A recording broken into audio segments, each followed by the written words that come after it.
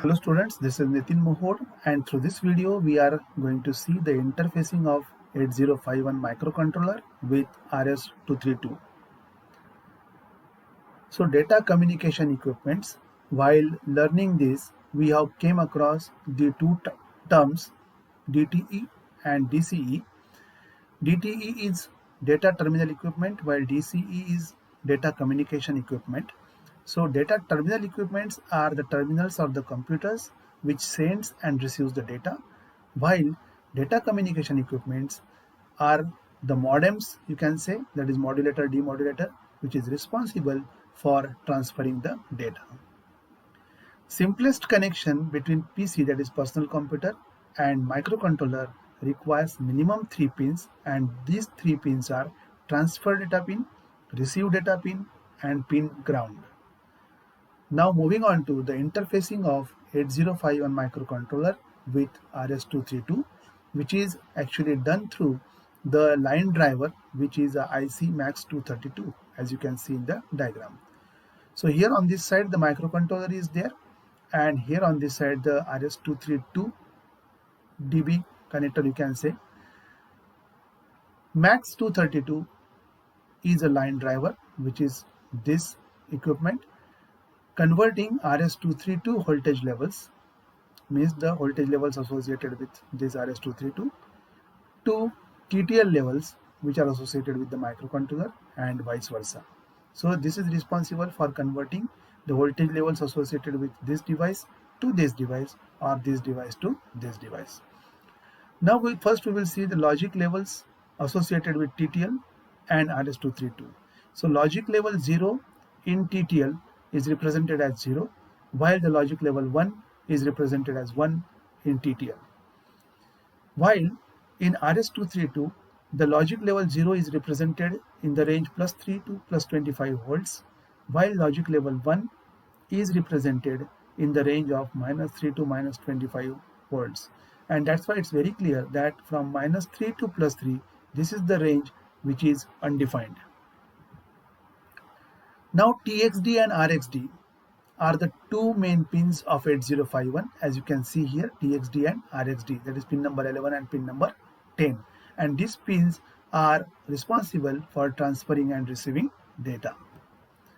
These are port 3 pins. As you know, there are 4 ports associated with microcontroller 8051, port 0, port 1, port 2, and port 3. So these pins are associated with the port 3 pins, or port 3. Now P3.0, that is 0th pin of port 3, which is pin number 10, and P3.1, that is first pin of port 3, that is pin number 11, as you can see here, of 8051, assigned to RXD and TXD. So that's why we can see here RXD, that is receive data pin, and this is transmit data pin. These pins are TTL compatible, means they are having or associated with the voltage levels associated with the TTL, and requires line driver to make them RS-232 compatible. Both 8051, means this, and MAX232 chip can be powered with +5 volt power supply, and hence single +5 volt power supply can solve the purpose, because otherwise we would have to use a different power supply for this device and this device, or this microcontroller and this MAX232. But here single power supply can solve the purpose. This is the advantage of this.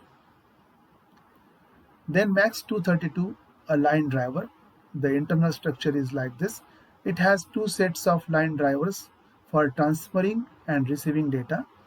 Line drivers used for TXD are T1 and T2, as you can see, this T1 and T2, while for RXD, or receiving data, are R1 and R2.